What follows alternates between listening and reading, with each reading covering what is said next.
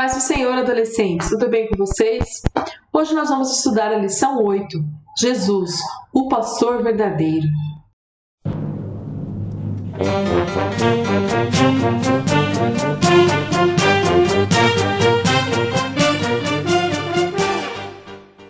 Quando você escuta a palavra pastor, o que é que vem em sua mente? Provavelmente a maioria das pessoas pensam que é um homem religioso, que cuida da igreja, que dirige o culto, que lê a palavra, que ensina a Bíblia, que aconselha. Normalmente é isso que vem na cabeça das pessoas. Mas por que chamamos este homem de pastor? Porque é comparado, este homem é comparado com o pastor de ovelhas. E por que o pastor de ovelhas? Porque o pastor de ovelhas, ele cuida do rebanho, ele trata quando está machucado, ele tem uma dedicação, ele tem responsabilidade, ele usa às vezes a vara para corrigir a ovelha, ele usa o cajado às vezes para trazer a ovelha para junto do rebanho, ele vai buscar uma ovelha se ela está perdida. Então se compara ao pastor da igreja, sim, porque o pastor da igreja, ele tem que fazer o quê? Ele tem que cuidar da igreja. Ele tem que estar lá junto dos membros da igreja, tem toda essa responsabilidade. Até coloquei uma foto aí do pastor cuidando das ovelhas. E o interessante é que o próprio Jesus falou que se comparou a um bom pastor. E por que Jesus utilizou do pastoreio de animais para conversar com o povo? Porque esse trabalho era muito comum no meio dos judeus. Abel, que era filho de Adão e Eva, ele já era um pastor. Ele já cuidava dos animais. Se a gente for ver os patriarcas, Abraão, Isaac e Jacó, também tinham um rebanho, também cuidavam. Davi também cuidava das ovelhas do pai dele. Então, Jesus ele sempre utiliza de coisas simples do cotidiano, coisas fáceis para que o povo entendesse. E também, Jesus ele quer comparar o caráter dele, o caráter divino, a missão dele aqui na terra. Ele usou a parte do pastoreado, do bom pastor. Lá em João 10, no versículo 1 ao 6, diz assim: Eu afirmo a vocês que isto é verdade, que não entra no curral das ovelhas pela porta, mas pula o muro e é um ladrão e bandido. Ou seja, quem não entra pela porta do curral é bandido, é um ladrão. Mas quem entra pela porta é o pastor do rebanho. O porteiro abre a porta para ele. As ovelhas reconhecem a sua voz quando ele as chama pelo nome, e ele as leva para fora do curral. Quando todas estão do lado de fora, ele vai na frente delas, e elas o seguem porque conhecem a voz dele. Mas de jeito nenhum seguirão o estranho. Pelo contrário, elas fugirão, pois não conhecem a voz de estranhos. Jesus fez essa comparação, mas ninguém entendeu o que o Senhor queria dizer. E aí Jesus, para poder explicar, continuar ensinando, ele se apresenta primeiro como a porta, que está lá em João no 10, do 7 ao 10. Então Jesus continuou: Eu afirmo a vocês que isto é verdade. Eu sou a porta por onde as ovelhas passam. Todos os que vieram antes de mim são ladrões e bandidos, mas as ovelhas não deram atenção à voz deles. Eu sou a porta. Quem entrar por mim será salvo. Poderá entrar e sair e achará comida. O ladrão só vem para roubar, matar e destruir, mas eu vim para que as ovelhas tenham vida e a vida completa. Então, o que o Senhor está falando aqui? Ele está se apresentando como a porta. As ovelhas, quando elas iam entrar pelo curral, elas entravam o quê? Pela porta, por aquele caminho, que era o caminho correto. E Jesus está falando assim: eu sou a porta que vai levar vocês para onde? Para o céu. Eu sou a porta que vocês vão conseguir alimentação para a sua alma. Eu sou a porta que vou proteger, porque quando fecha a porta, protege. E ele fala assim: o ladrão, ele não vai passar pela porta. O ladrão vai achar outro caminho para pegar as ovelhas, para... Ele até diz aqui que o ladrão veio para quê? Para matar, roubar e destruir. Quando era noite, os pastores das ovelhas faziam o quê? Guardavam elas lá no curral, um lugar bem seguro. E elas entravam pela porta, E a função dessa porta também é proteger. Contudo, o ladrão entra por um outro local. E aqui tem uma figura, ó. Jesus é a porta, o resto é parede. Jesus é a porta correta que nos leva à salvação e nos protege. Essa imagem eu peguei na internet, achei ela bem interessante. Porque, olha, tem coisas que às vezes pessoas que parecem com Jesus, está até perto de Jesus, mas não é Jesus, não é a porta. Então é o que? É parede. Então vamos ficar com essa imagem, que Jesus é a porta que nos leva para o céu, para a salvação e nos protege. Jesus também se apresentou como bom pastor. Continuando, no capítulo 10, ele diz assim: eu sou o bom pastor dá a vida pelas ovelhas. O empregado trabalha somente por dinheiro. Ele não é pastor e as ovelhas não são dele. Por isso, quando vê um lobo chegando, ele abandona as ovelhas e foge. Então o lobo ataca e espalha as ovelhas. O empregado foge porque trabalha somente por dinheiro e não se importa com as ovelhas. Eu sou o bom pastor. Assim como meu Pai me conhece, eu conheço o Pai. Assim também conheço as minhas ovelhas, e elas me conhecem. E estou pronto para morrer por elas. Tenho outras ovelhas que não estão neste curral. Eu preciso trazer essas também, e elas ouvirão a minha voz. Então, elas se tornarão um rebanho com um só pastor. O que Jesus está falando assim? Que ele é o bom pastor, que ele dá vida pelas ovelhas. Ele fala assim, ó, lá o pessoal que cuidava das ovelhas tinha o verdadeiro pastor, que era o dono daquelas ovelhas, que cuidava, que tinha todo o carinho, a responsabilidade, dedicação. Mas tinha outros que trabalhavam para cuidar das ovelhas. Que ele fala aqui que é só um empregado, que ele trabalha o quê? Pelo dinheiro. E quando entrava o lobo ou acontecia alguma coisa com as ovelhas, ele fugia. Ou ele não se importava. Vamos supor, se uma ovelha se machucasse, acontecesse alguma coisa, ele não tinha responsabilidade. Ele não tinha aquele amor, aquele cuidado. Mas Jesus está falando assim, eu sou o pastor, eu sou o dono, dessas ovelhas, eu gosto dessas ovelhas, eu amo essas ovelhas. E ele fala também, que como o Pai conhece a ele também conhece as ovelhas e ele quer ser conhecido das ovelhas. Jesus, como nosso bom pastor, ele alimenta a nossa alma e cuida e nos protege do inimigo de nossas almas. Então o Senhor Jesus, ele alimenta a gente com a palavra, com a graça, com a misericórdia, com a unção. Ele está ali sempre cuidando, sempre nos protegendo do inimigo de nossas almas. E para nos salvar, ele deu a própria vida dele, ele morreu por nós. E Deus quer que nós tenhamos essa comunhão com Jesus, como Jesus tem com Deus. É isso que eles querem. E para tanto, a gente precisa conhecê-lo e ter intimidade. Então vamos usar aqui o exemplo, os nossos amigos. Tem pessoas que nem colegas, conhece a gente, sabe o nosso nome, sabe alguma coisa, mas não tem intimidade, não sabe muito mais das nossas coisas, da nossa família, do nosso jeito, do nosso pensamento, das nossas ideias. Mas tem outros que não, já são mais próximos, são mais íntimos, a gente gosta de estar junto, de conversar, conta o segredo e tudo mais. E é isso que Jesus quer, que a gente se torne íntimos dele.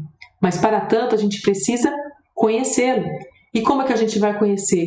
Através da palavra, através do louvor, através da oração, do diálogo com Jesus. Aí a gente vai estar conhecendo, porque ele já nos conhece. Por dentro, por fora, o nosso passado, o nosso presente, o nosso futuro, ele conhece tudo. Agora nós precisamos conhecê-lo. Nós precisamos ter experiências com ele. Isso que ele quer, intimidade. Ouvindo a voz do pastor. A ovelha é um animal indefeso e o pastor ensina os comandos para que ela o conheça e confie nele. As ovelhas, ao ouvir a voz do seu pastor, atendem o seu chamado porque o reconhece.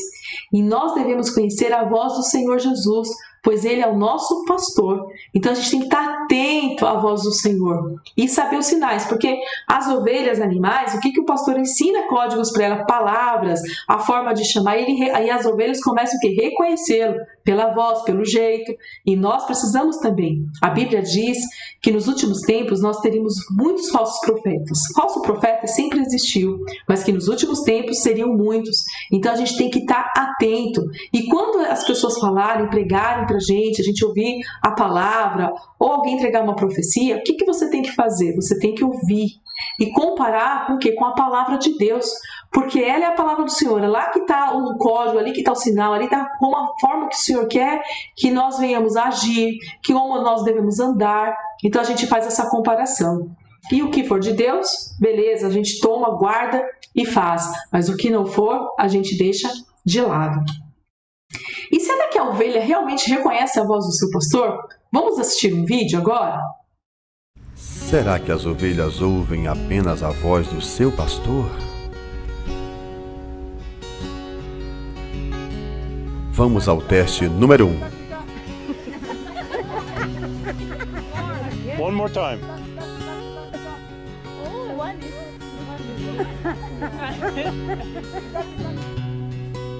Teste número 2.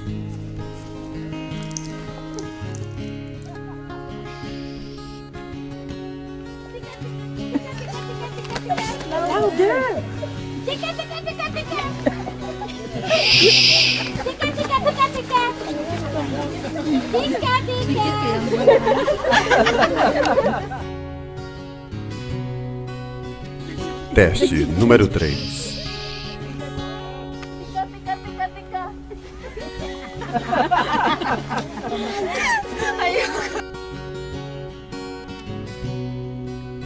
Agora vamos ao pastor das ovelhas. Look at them, look at them. Observem a reação. Isn't that amazing? They are coming. Oh my God. Oh my God. Sim, elas ouvem apenas a voz do seu pastor. Oh my God, this is amazing.